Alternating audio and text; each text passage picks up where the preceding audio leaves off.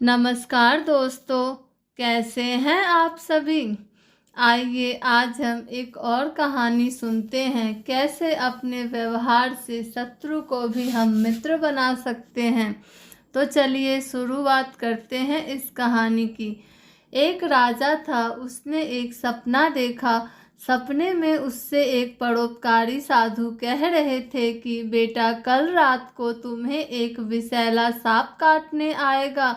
उसके काटने से तुम्हारी मृत्यु हो जाएगी। वह सर्प अमुक पेड़ की जड़ में रहता है। वह तुमसे पूर्व जन्म की शत्रुता का बदला लेना चाहता है। सुबह हुई, राजा सोकर उठा और सपने की बात अपनी मन में सोचते हुए आत्मरक्षा का उपाय करना चाहिए, इस विचार को करने लगा। सोचते सोचते राजा इस निर्णय पर पहुंचा कि मधुर व्यवहार से बढ़कर शत्रु को जीतने वाला और कोई हथियार इस पृथ्वी पर नहीं है। उसने सर्प के साथ मधुर व्यवहार करके उसका मन बदल देने का निश्चय किया।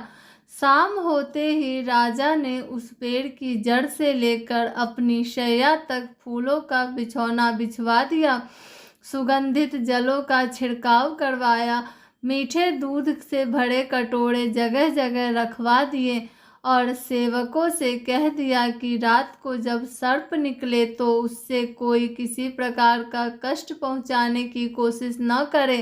रात को सांप अपनी बॉबी से बाहर निकला और राजा के महल की तरफ चल दिया।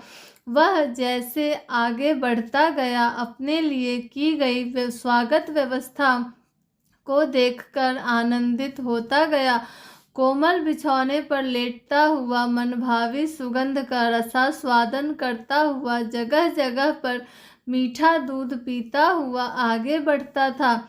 इस तरह क्रोध के स्थान पर संतोष और प्रसन्नता के भाव उसमें बढ़ने लगे। जैसे वह आगे बढ़ता गया, वैसे ही उसका क्रोध कम होता गया। राजमहल में जब वह प्रवेश करने लगा तो देखा कि प्रहरी और द्वारपाल सशस्त्र खड़े हैं, परंतु उसे जरा भी हानि पहुंचाने की चेष्टा नहीं करते। यह असाधारण सी लगने वाली दृश्य देखकर सांप के मन में स्नेह उमड़ आया। सद्व्यवहार, नम्रता, मधुरता के जादू ने उसे मंत्रमुग्ध कर लिया था।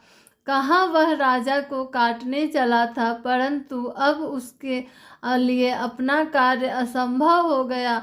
हानि पहुंचाने के लिए आने वाले शत्रु के साथ जिसका ऐसा मधुर व्यवहार है, उस धर्मात्मा राजा को काटूं तो किस प्रकार काटूं, यह प्रश्न के चलते वह दुविधा में पड़ गया। राजा के पलंग तक जाने तक सांप का निश्चय पूरी तरह से बदल गया।